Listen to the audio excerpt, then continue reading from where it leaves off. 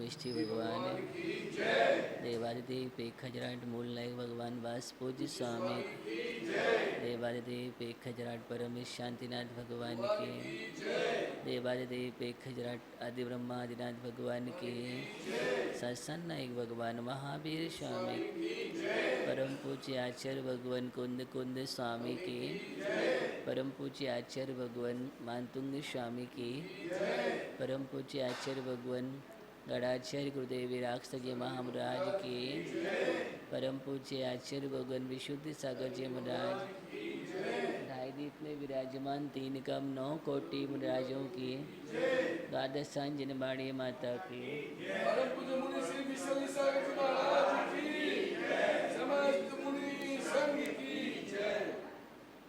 यहाँ पर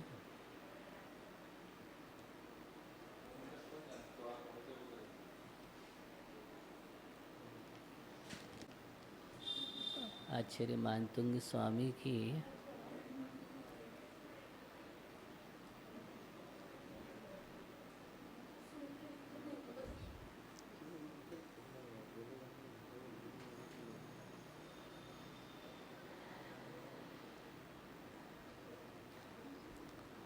आचार्य मानतुंग स्वामी की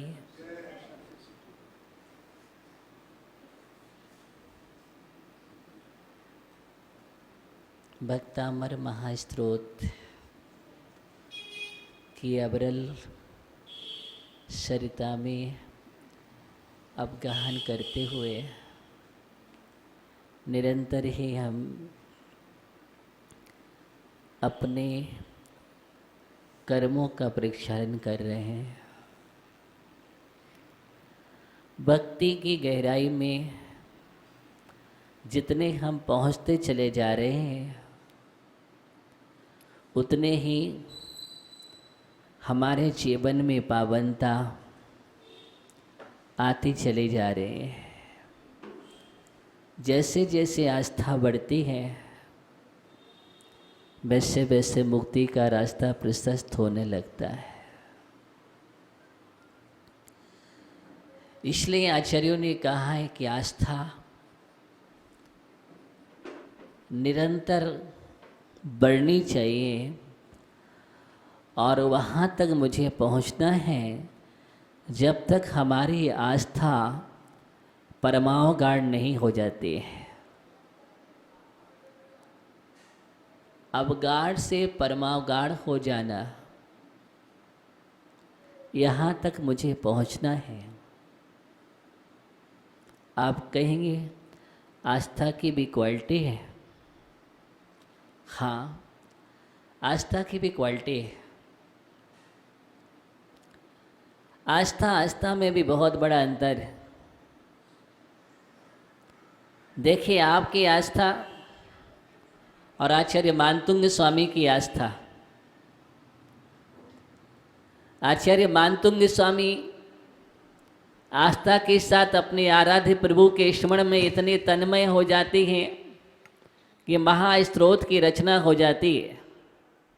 आप भी आस्था के साथ भक्ति करते हैं, आप भी पढ़ते हैं, महामंत्र भी पढ़ते हैं, लेकिन वो आपके जीवन में नहीं होता जो मानतुंग स्वामी के जीवन में हुआ है, जो आचार्य समंतभद्र स्वामी के जीवन में हुआ है, जो आचार्य वादिराज स्वामी के जीवन में हुआ है, आचार्य कुमुद चंद्र स्वामी के जीवन में, पूज्यपाद स्वामी के जीवन में हुआ है। कहीं न कहीं तो हमारे जीवन में उस क्वालिटी की आस्था नहीं हो पा रही है। अंतर तो है,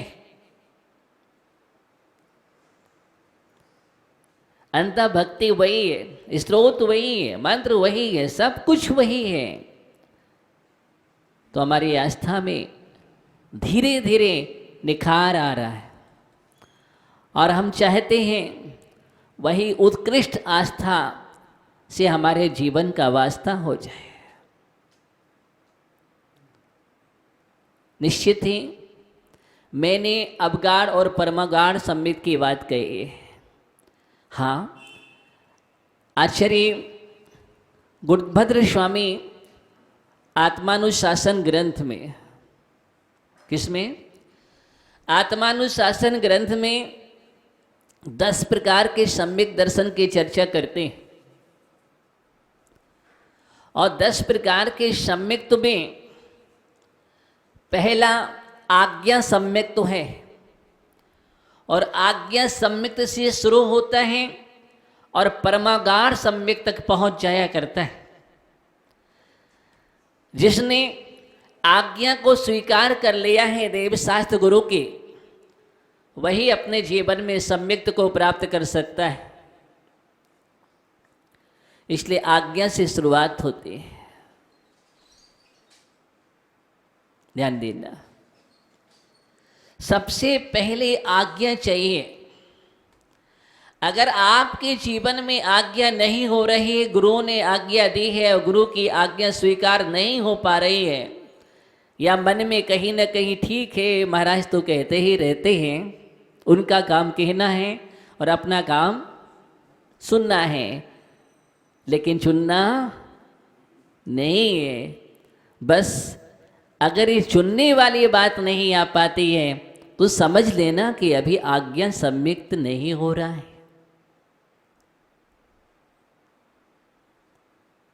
शुरुआत है जैन दर्शन की यहाँ से।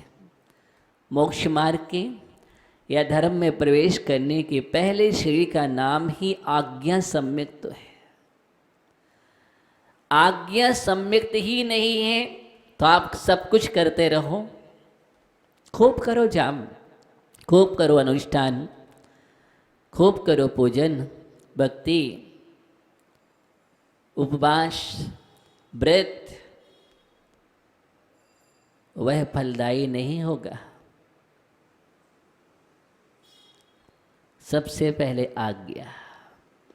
रयण सार ग्रंथ को पढ़िएगा, आचार्य कुंदकुंज स्वामी ने वहाँ पर लिखा हुआ है कि सब कुछ करने के बाद भी जो शिष्य या भक्त गुरु भक्ति विहीनाणम, गुरु भक्ति से रहित हैं, आज्ञा से रिक्त हैं, सब्बनुष्ठानम नश्यते, उसके समस्त अनुष्ठान नश्यते अर्थात नष्ट हो जाते हैं।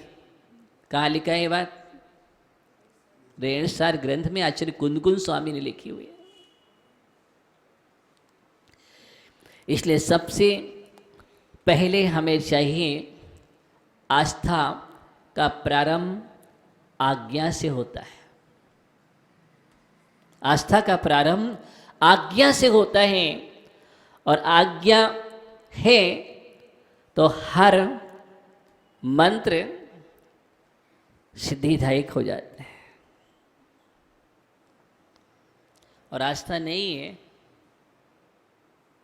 तो सिद्धि नहीं हो सकती। इसलिए कहा जाता है कि गुरु ने जो मंत्र दिया है आपको, पहले पूर्ण श्रद्धा के साथ, किसके साथ? श्रद्धा के साथ उसको आप जपेंगे और गुरु मंत्र मान करके तो वह मंत्र सिद्धिदायक हो जाएगा। और अगर आपने नहीं माना, ठीक है कर लेंगे, दोनों में अंतर हो गया। भले आप वही मंत्र करते हैं प्रतिदिन और वही मंत्र आपको गुरु ने दिया है।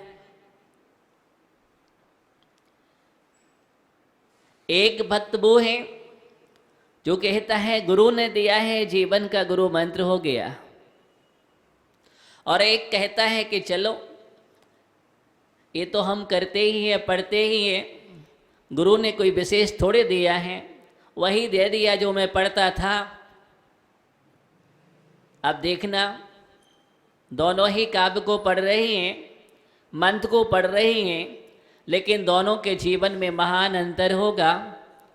जो गुरु मंत्र मान करके पढ़ रहा है, स्मरण कर रहा है, उसके जीवन में कदम कदम पर चमत्कार हो जाएंगे। वह जब जब भी विपत्ति में उसको स्मरण करेगा तो उसके विपत्तियां दूर हो जाएंगी, संकट दूर हो जाएंगे। हर समय हर कदम पर स्मरण करने से सफलता प्रदान करेगा। गुरु मंत्र है जो, और एक वो पढ़ रहा है बिना आस्था के, उसके लिए कोई भी चमत्कार होने वाला नहीं है। दोनों में बहुत बड़ा अंतर हो जाता है। एक वही है जिसके लिए गुरु मंत्र मिला, साधना में ध्यान में लीन थे गुरु, और वही लकड़हारा गुरु के पास बैठा, सोच रहा था कोई उपदेश मिलेगा, कोई मंत्र मिलेगा, हमारा जीवन धन्य होगा। लेकिन वही मुन्नाज चारण रिद्धिधारी मुन्नाज थे, और जैसे ही ध्यान खोलते हैं उनके मुख से निकलता है नमो अरिहंताणम। क्या निकलता है? नमो अरिहंताणम शब्द निकला, और वो आकाश में गमन कर जाते हैं। और उस लकड़हारे ने नमो अरिहंताणम शब्द सुनकर के गुरु मंत्र स्वीकार कर लिया। असीम आस्था के साथ कि आज जीवन के लिए गुरु मंत्र मिला है, और ये निर्गंथ मुखार बिंद से निकला हुआ है। निश्चित ही ये जीवन को बदलने वाला मंत्र है जो गुरु ने सिर्फ मंत्र दे दिया। अब समझ लेना चाहिए कि मंत्र में ही सबसे बड़ा उपदेश था। क्या था?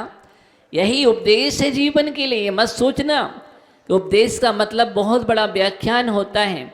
एक शब्द भी अगर आपको दे दिया तो वही जीवन का कायाकल्प कर देगा। एक एक शब्द, गुरु के मुख से निकला हुआ एक एक शब्द, ध्यान रखना, शास्त्र बन जाते हैं, ग्रंथ बन जाते हैं। जितने भी ग्रंथ हैं वो निर्ग्रंथों के द्वारा लिखे हुए, और निर्ग्रंथों की वाणी ही ग्रंथ है। निर्ग्रंथों की वाणी ही ग्रंथ हैं।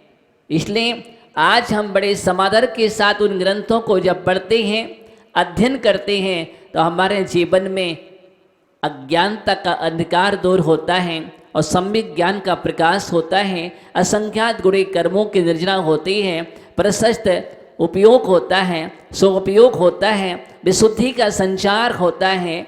हमारे जीवन में संक्लिष्टताएं हटती हैं और हमारे लिए मार्ग मिलता है।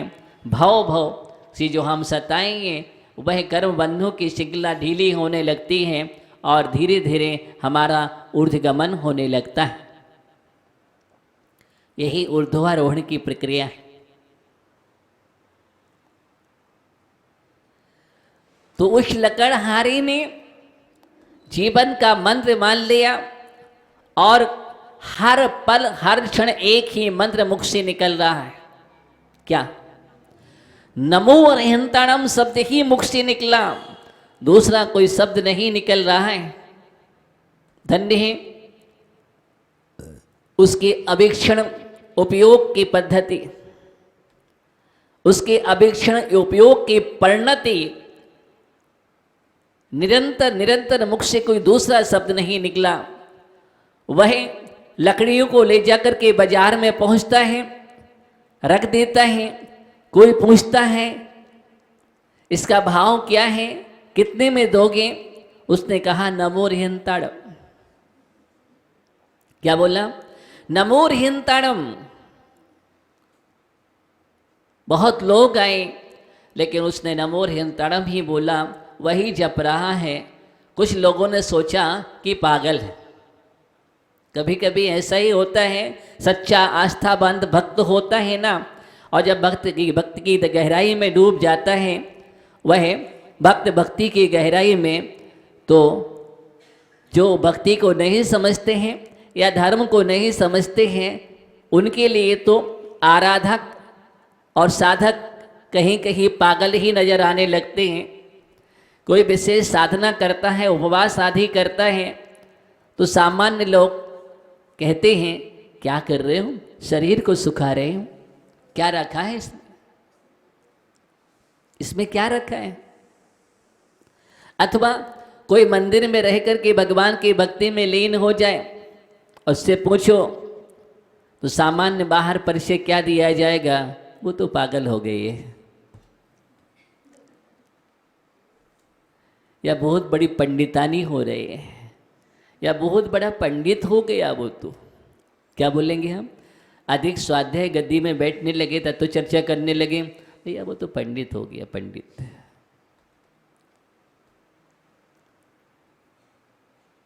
वहाँ मुख से नमो हरिहंताड़म शब्द निकल रहा है।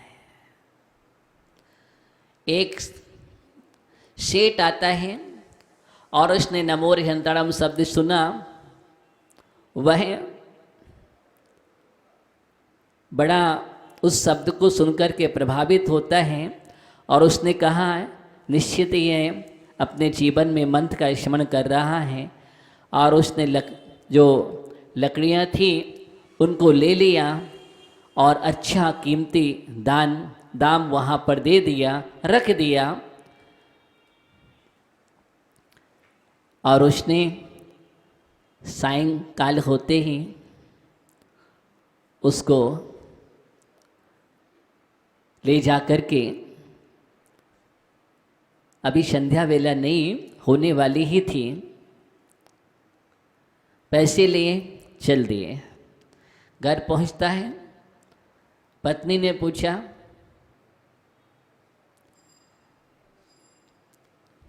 उसने एक ही शब्द बोला, नमो हरिहंताड़म। आज क्या हुआ? नमो हरिहंताड़म। सारी घटना में नमो हरिहंताड़म। अब उसको बड़ा आश्चर्य हुआ कि आज हो क्या गया है, कहीं इसके लिए कुछ बोध व्यंतर तो नहीं लग गए। बोल ही नहीं रहे हैं, कुछ कह ही नहीं रहे हैं, एक ही शब्द मुख से निकल रहा है, भोजन करोगे? नमो हरिहंताड़म। जय स्नान आदि करके आइए, नमो हरिहंताड़म। और वो स्नान करके आया, भोजन करने के लिए थाली लगाए गए। क्या परोसो? नमो हरिहंताड़म। भोजन कर रहा है।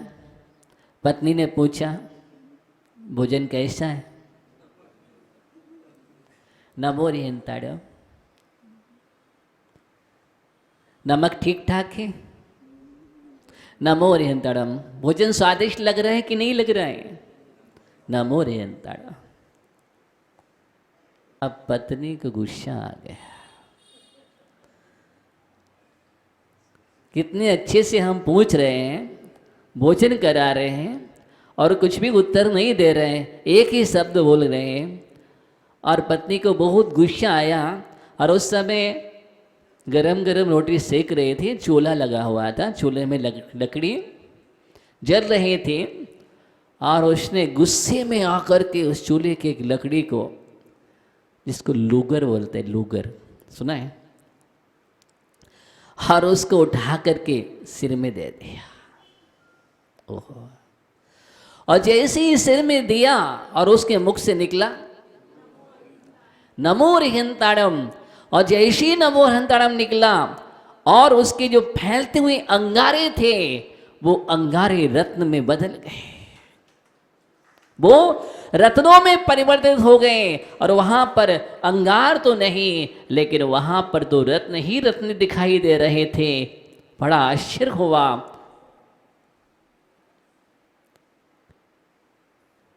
अंगार भी श्रृंगार रत्न बन गया,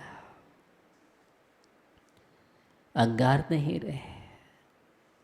तब पत्नी कांप जाती है, क्षमा याचना करती है कि मुझसे क्या अपराध हो गया, मैंने क्या कर दिया।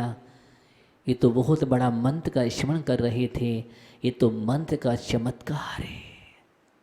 क्या है? ये मंत्र का चमत्कार है। और वह लकड़हारा नहीं रहा, दरिद्रता समाप्त हो गई, वह तो धनपति हो गया। क्या हो गया? धनपति हो गया। आप आश्चर्य करोगे, झोपड़ी में रहने वाला भवन में निवास करने लगा, लेकिन उसके मुख से एक ही चीज नमो हरिहंताड़म नहीं छूटा। और जब भी भगवान को स्मरण करता था, नमो हरिहंताड़म शब्द का स्मरण करता था, उसने जीवन का मंत्र बना लिया। पड़ोसी को मालूम चला। किसको? पड़ोसी को मालूम चला। और जब पड़ोसी ने पूरी कहानी सुनी तो अपने पतिदेव को समझा दी। और पतिदेव को पूरी की पूरी विधि बतला दी। ध्यान रखना, तुम्हें इस प्रकार करना है, ऐसा ऐसा चमत्कार होता है, जाइए जंगल में। ओहो, जो कभी जंगल में नहीं गया हो, लकड़ी काट रहा है, अब वो क्या जाने। उसने लकड़ी एकत्रित करके सिर पर रखा, बाजार में पहुंचा, सोच रहा है आज तो मेरी गई काम से, पूरी धुल गई कि मैं लकड़ी बेचूंगा। लेकिन उसने एक ही बात कही थी, बोलना नहीं, कुछ भी नहीं बोलना। क्या जपना है?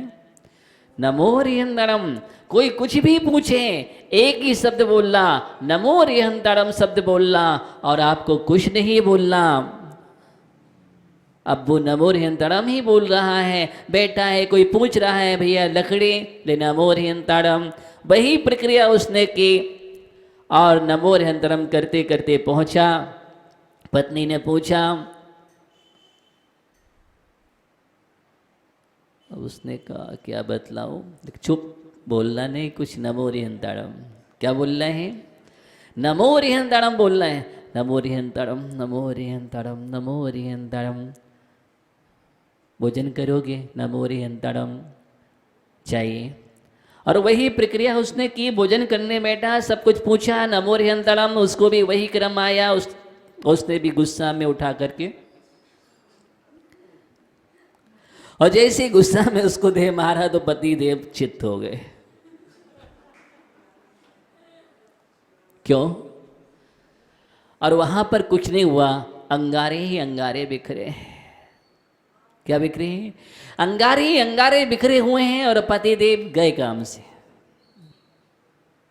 क्यों? वहां पर रत्नों की वृष्टि नहीं हुई,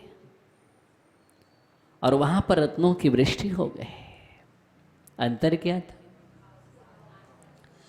अंतर एक आस्था का था, परिणामों का था।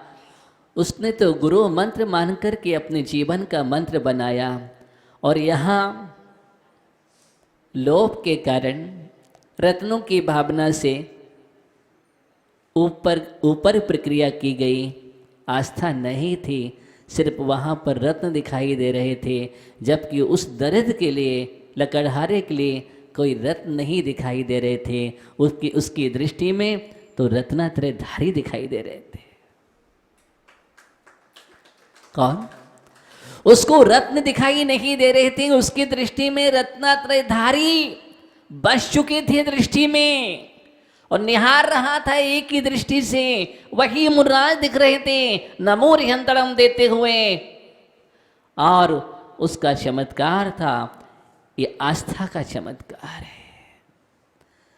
और जब इतनी गहरी आस्था होती है जीवन में भक्त की, तो आचार्य भगवान मानतुंग स्वामी कह रहे हैं, वो भक्त भक्त नहीं रहता, वो भी भगवान बन जाता है। इसमें कोई आश्चर्य की बात नहीं है। ना अति अद्भुतम हित लोकीनाथ, जो आपकी शरण में आ जाता है स्तुति करने वाला, वो फिर आप भक्त नहीं रहता, उसको तुल्या भवन्ति, आप अपने समान बना लेते हैं। स्वामी वही है जो सेवक को भी अपने समान कर ले। वह स्वामी स्वामी क्या, जो सेवक को सेवक बना करके रखे। एकमात्र जैन दर्शन ये है जो कहता है नहीं नहीं, तुम भी भगवान बनो, तुम भी भगवान बनो। किसी को चाहे वो निगोदिया जीव भी क्यों ना हो, उसको भी वहाँ भी जैन दर्शन कहता है तुम्हारे अंदर परमात्मा शक्ति है, तुम्हारे अंदर भगवान बनने की योग्यता है, तुम भी भगवान बन सकते हो। वहाँ भी दृष्टि है तो भगवान की दृष्टि है। जब इस प्रकार की दृष्टि आ जाती है, सबके अंदर परमात्मा निहारने की दृष्टि आ जाती है, समझ लेना तुम्हारे जीवन में जैन दर्शन प्रवेश कर गया। क्या कर गया?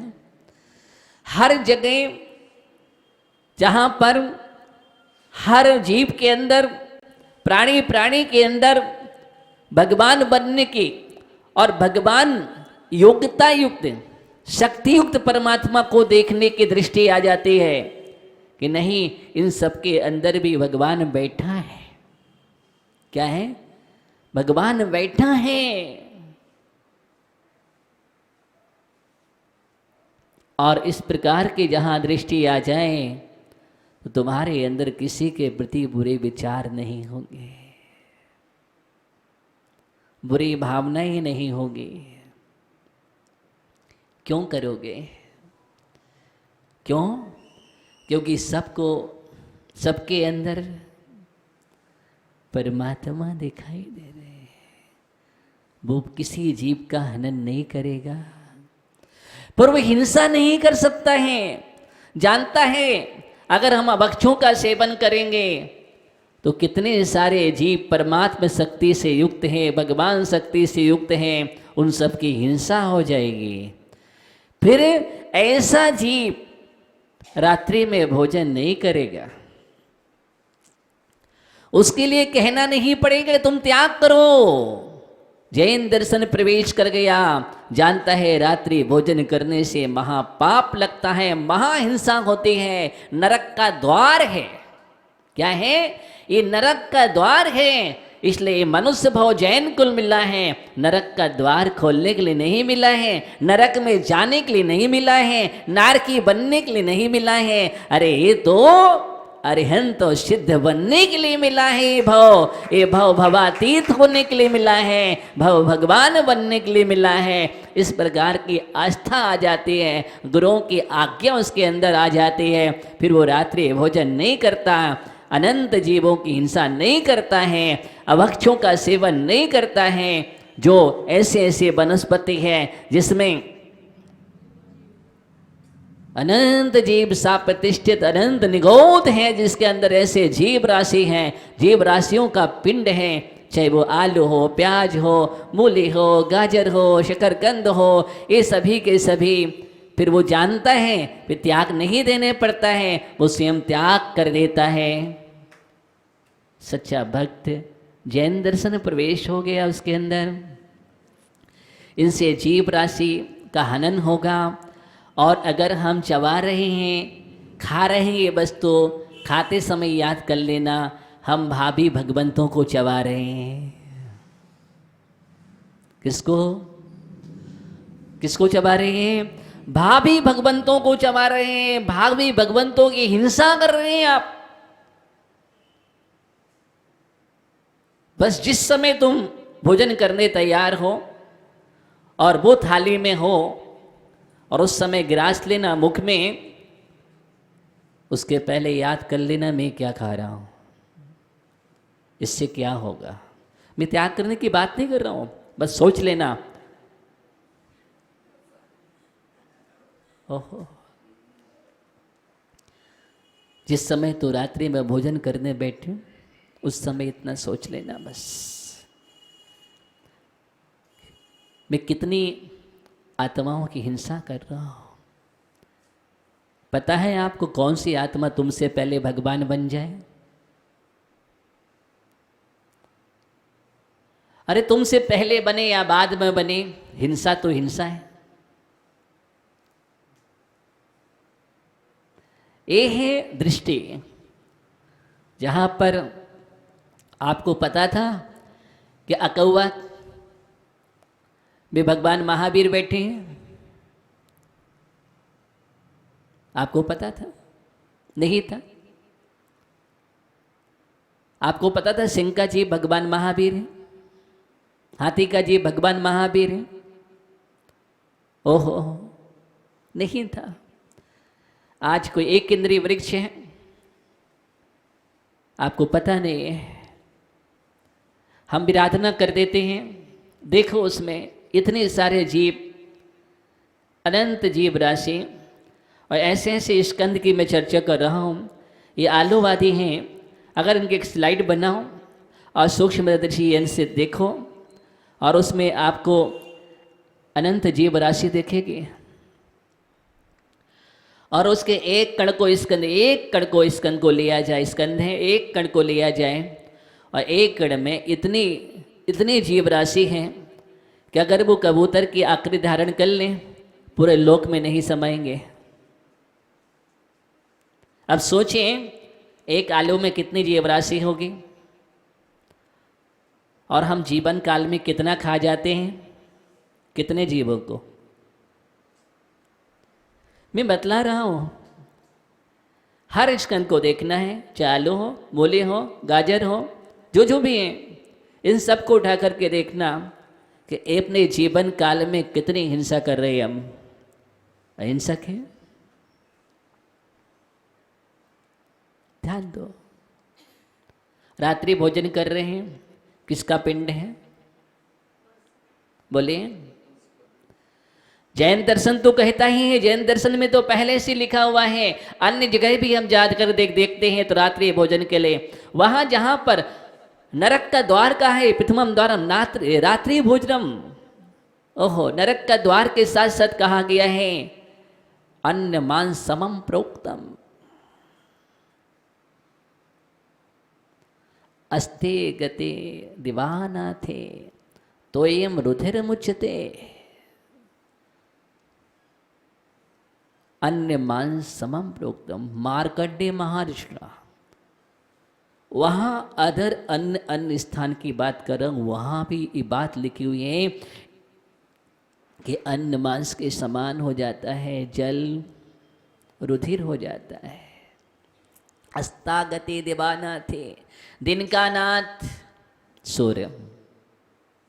दिन का नाथ कौन है? सूर्य।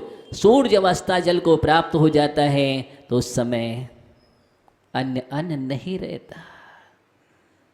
इतनी जीव राशि विद्यमान हो जाती है उस पर, इतने सूक्ष्म जीव आ जाते हैं जिनको आप अपनी दृष्टि से देख नहीं सकते हैं और उस पर बैठ जाते हैं। इसलिए रात्रि भोजन त्याग की बात की जाती है। सबसे पहले ही बात कर दी है, जैनत की पहचान में ही सबसे पहले बात कर दी गई है कि भैया क्या करना चाहिए। आपकी 3 निशानी है। बोले क्या? देव दर्शन करना, पानी छान के पीना और रात्रि में भोजन नहीं करना। ये हमारी पहचान है, जैनत की पहचान है। यहाँ से पहचान प्रारंभ हो जाती है और आज हम पहचान खोते चले जा रहे हैं। सोचिए, विचार करिएगा।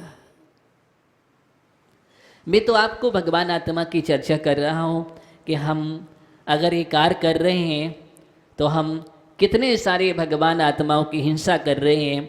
हे आत्माओं, भगवान आत्माओं की हिंसा मत करो। जैसी भगवान शक्ति तुम्हारे अंदर है उन जीवों के अंदर भी है। जैसे प्राण तुम्हें अच्छे लगते हैं वैसे उनको भी लगते हैं। जैसा व्यवहार तुम अपने साथ करना चाहते हो वैसा व्यवहार उनके साथ करो। इसी का नाम अहिंसा है, इसी का नाम अहिंसा है और इसी का नाम धर्म है। ये भक्ति सिखा रही है। तो 10वें काव्य में आचार्य मानतुंग स्वामी भक्ति में डूबे हुए हैं और आगे बढ़ रहे हैं। अगला काव्य हम देखते हैं आचार्य मानतुंग स्वामी क्या कह रहे हैं। दृष्ट्वा भवन्ति मनिमेष विलोकिनीयम्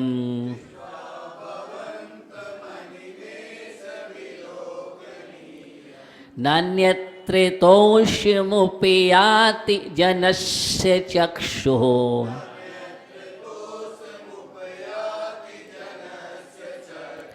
पीत्वा पयः शशिकरत् दुति दुग्धे सिन्धोः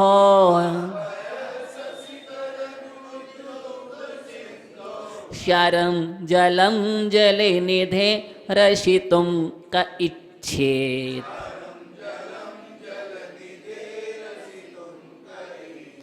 दृष्ट्वा भवन्ति मनिमेष विलोकिनीयम्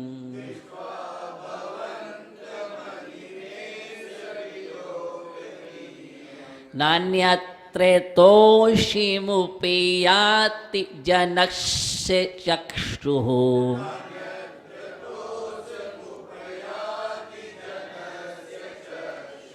पीत्वा पयः शशिकरत् दुति दुग्धे सिन्धोः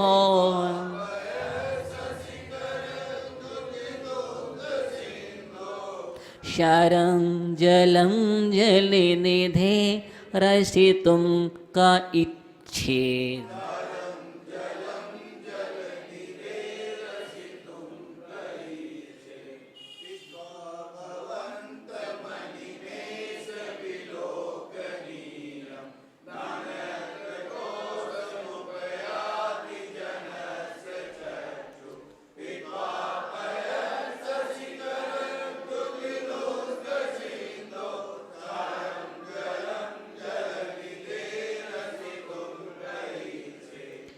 आचार्य मानतुंग स्वामी इस काव्य में कह रहे दृष्टि की चर्चा है,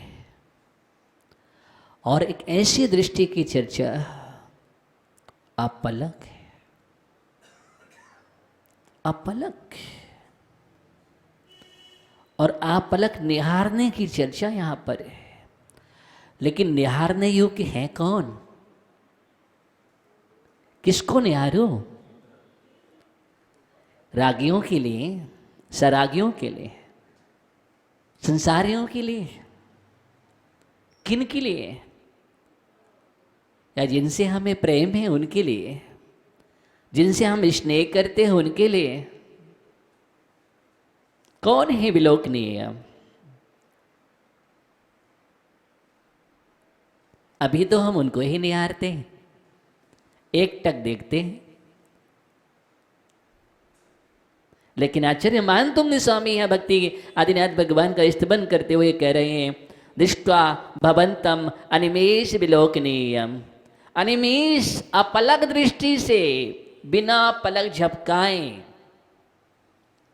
अनिमेष माने अपलक, पलक नहीं झपकते, अपलक देखते रह जाते हैं। विलोकनीयम, देखने योग्य, देखने योग्य। भवंतम, आपको, किसको? आपको, दृष्ट्वा, देखकर। जनस्य, मनुष्य की, चक्षु, आंखें, आंखें, न अन्यत्र तो समुपयाति। अन्यत्र माने और कहीं पर, अर्थात रागी द्वेषियों में, कुदेव आदि में। किसमें? कुदेव आदि में। तोषम न उपयाति, संतोष को न उपयाति, प्राप्त नहीं होती है।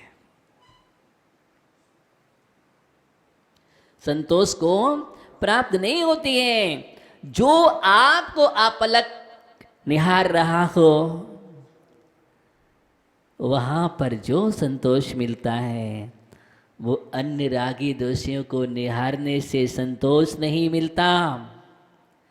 वहां पर संतोष कहाँ?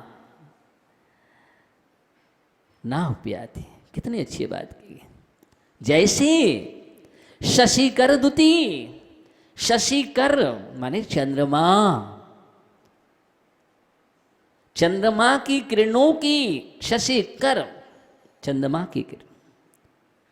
द्युति माने कांति, द्युति माने कांति, तेज। तो चंद्रमा की किरणों की कांति वाले दुग्ध सिंधो, दूध का सागर। किसका सागर? दुग्ध सिंधो, दुग्ध का सागर, क्षीर सागर। क्षीर सागर के पया पीत्वा जल को, क्षीर सागर के जल को, जो क्षीर के समान होता है। कैसा होता है? जल क्षीर सादृश्य बढ़ने वाला, स्वाद भी उसी के समान, स्वाद भी क्षीर के समान होता है। उस क्षीर सागर के पया जल को पीत्वा पीकर, कहा कौन मनुष्य, कौन पुमान, जल निधि, जल की निधि अर्थात लवण समुद्र है। जल निधि, लवण समुद्र को, लवण समुद्र के क्षारम, खारे, क्षार युक्त, लवण युक्त, उस खारे जलम माने जल को रसितुम, पीने के लिए। किसके लिए? निधि अशितुम, विसर्ग हो जाएगा, अशितुम, पीने के लिए इच्छा करेगा, अर्थात कोई नहीं करेगा इच्छा। जिसने क्षीर सागर के जल का पान किया हो, वह लवण समुद्र के खारा पानी की इच्छा पीने की करेगा क्या? अतः लवण समुद्र के खारा पानी को पीने की इच्छा नहीं करेगा। जहां मीठा मिलता हो वहां खारा कौन सेवन करेगा?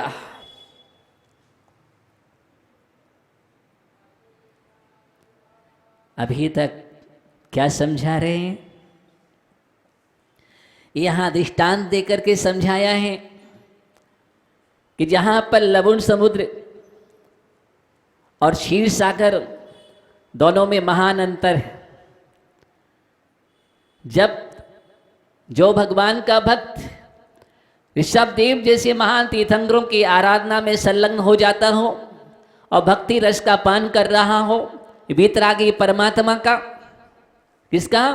वीतरागी परमात्मा का, और उस रस में डूबा हो और वो क्षीर सागर रस का पान कर रहा है, वो वीतरागी के अलावा अन्यत्र क्या?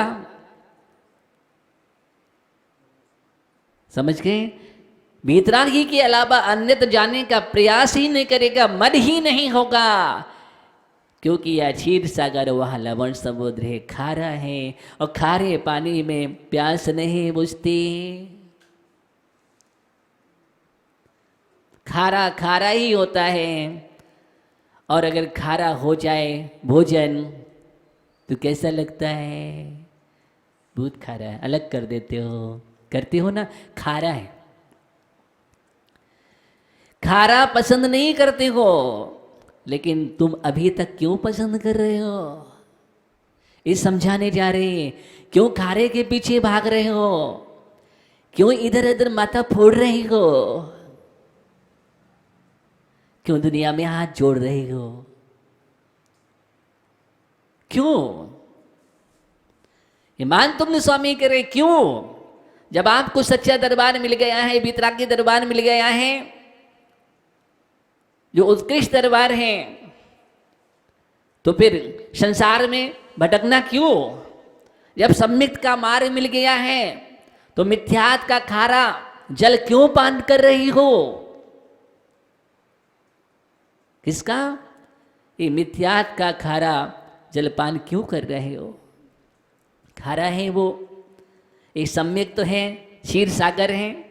एक बार क्षीर सागर का रस पान करके देखो, फिर तुम्हारा मन कहीं भी नहीं जाएगा। कोई कितना भी कहेगा, लेकिन नहीं नहीं, क्षीर सागर में जो आनंद है वो कहीं नहीं है। जो वीतरागी परमात्मा की भक्ति में आनंद है वो कहीं भी नहीं है। इस संसार का सृजन नहीं करता है, ये तो संसार का समापन करता है, परमार्थ का सृजन होता है। यहाँ से मुक्ति मिलती है, और अच्छी अच्छी नुक्ति भी मिलती हैं, और जीवन के लिए सुक्ति भी मिलती हैं, और मोक्ष मार्ग की युक्ति भी मिलती है। कहाँ से? वीतरागी भगवान के पास। अन्य जगह क्या मिला मुझे? संसार को बढ़ाया है। अगर हमने उनको पूजा भी है तो संसार की वृद्धि हुई है, मिथ्यात्व की वृद्धि हुई है, संसार बड़ा है। आज हम यहाँ हैं, फिर कभी नरक में, कभी त्रियंश में। नहीं नहीं, अब मुझे नरक त्रियंश की यात्रा नहीं करनी है। मुझे अब 84 लाख की यात्रा नहीं करना है। मुझे अब बस ये भाव मिला है, सुंदर भाव मिला है। वीतरागता का वेदन करो और भव को भगवान बनाओ। क्या बनाओ? भव को भगवान बनाओ। इसलिए मैं निहार रहा हूँ, आप पलक दृष्टि से, बिना पलक झपकाए ये भक्त एकाग्र हो जाता है और यहाँ पर तन्मय हो जाता है। क्या लिखा है? अब पलक दृष्टि से निहारने का मतलब है तन्मयता। और भक्ति में जब तन्मयता आती है तभी भक्ति चमत्कार का हेतु बनते हैं। और हम थोड़ी सी परिस्थिति में डगमगा जाएं, किसी ने कहा वहाँ कुछ नहीं होना, वो तो वीतरागी हैं, वो कुछ क्या करेंगे, सब कुछ छोड़ दिया है, जाओ वहाँ पर। और हम बातों में आकर के चल दिए। वहाँ पर तुम्हारा शनि चला जाएगा। तुम शनि ग्रह से पीड़ित हो, शनि हावी हो रहा है। ढैया चल रहा है कि 7.5। और आपको नाना लवण समुद्र में घुमा दिया। किसमें? लवण समुद्र में घुमा गया और हम लवण समुद्र में घूमने लगते हैं, बस वो पान करने लगते हैं और संसार बढ़ता जाता है। शनि तुम्हारा कभी समाप्त नहीं होगा, शनि से शनि की वृद्धि होगी। किससे होगी? और शनि बढ़ता चला जाएगा। क्यों? अरे जो अपना शनि समापन नहीं कर पाए तो दूसरों का शनि क्या समापन करेंगे? वो स्वयं संसार समाप्त नहीं कर पा रहे हैं, वो स्वयं चतुर्गति का भ्रमण कर रहे हैं, तुम्हारे लिए चतुर्गति के भ्रमण से कैसे निकालेंगे? ध्यान रखना, जो जिसके पास होता है वही मिलता है। याद है? रागी के पास जाओगे तो राग मिलेगा, भीतरागता नहीं मिलेगी। और यहाँ पर हमारे भीतरागी परमात्मा वो परमात्मा है, वो शक्ति है, सर्वोच्च शक्ति है। दुनिया में सारी शक्तियां नतमस्तक जहाँ रहती हैं वो परमात्मा, उसका नाम है भीतरागी परमात्मा। सब कुछ त्याग कर दिया, कुछ भी नहीं है, न अस्त्र है, न वस्त्र है, न शस्त्र है। इन सब से रहित होने के बाद भी उनकी भक्ति करने वाला भक्त मस्त है। उसके जीवन में कभी नहीं होता अस्त और ना होता वो शनि से ग्रस्त। कौन? जो भीतरागी परमात्मा की भक्ति कर रहा है और बरसता है उसके आंगन में। क्या क्या बरसता है?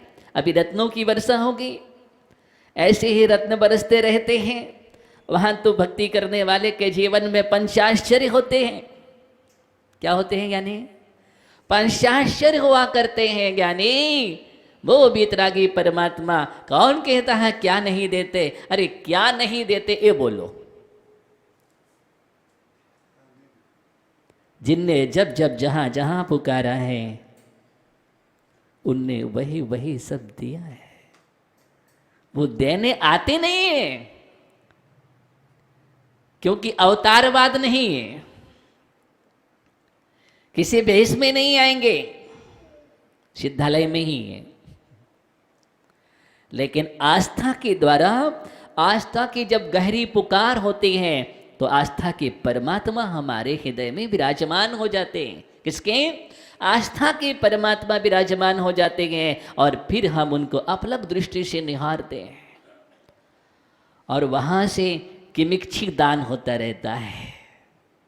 कौन सा दान? किमिच्छिक दान होता है। किम इच्छा, किम इच्छा बोल सत्संग। हाँ बोले कोई इच्छा नहीं, इस भाव में तो दीक्षा।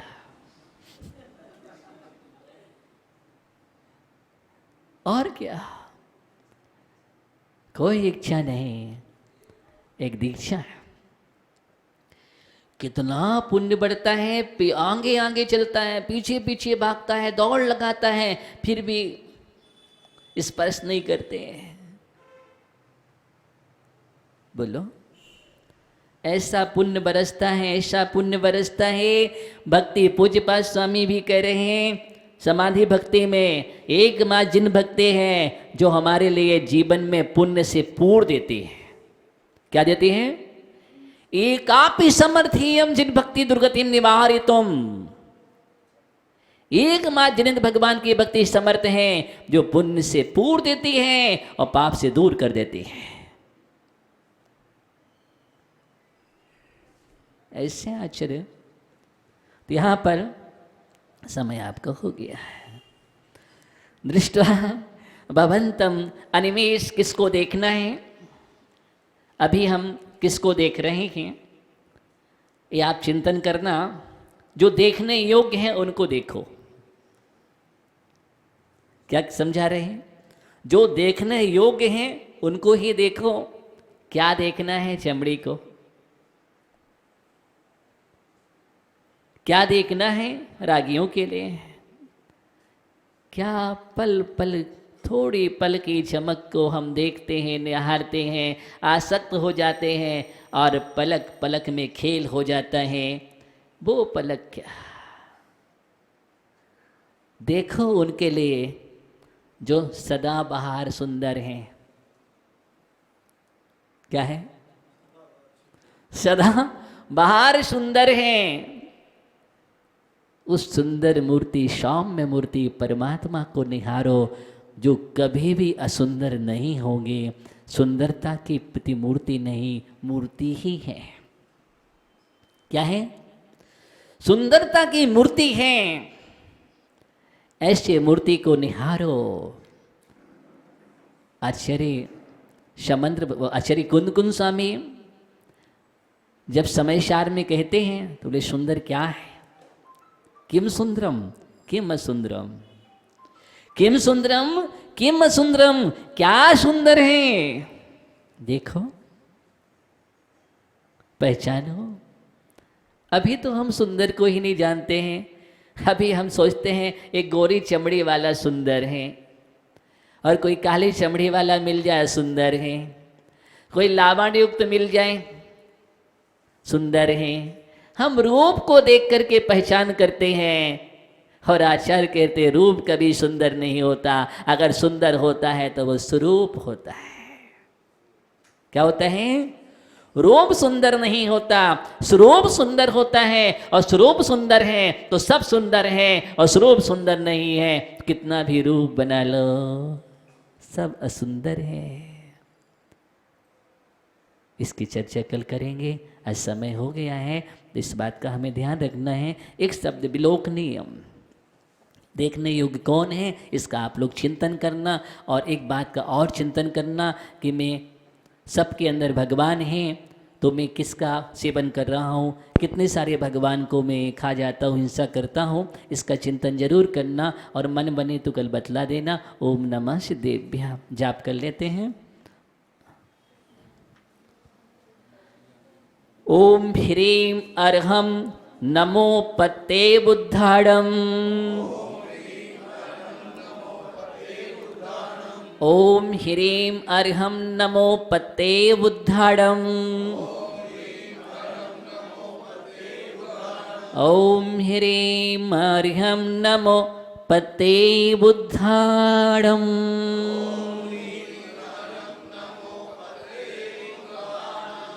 प्रत्येक बुद्धि रिद्धि संपन्न मुनिराजों के लिए हम बार बार नमन करते हैं, वंदना करते हैं, नमन करते हैं। ओम नमः शिवेभ्यः।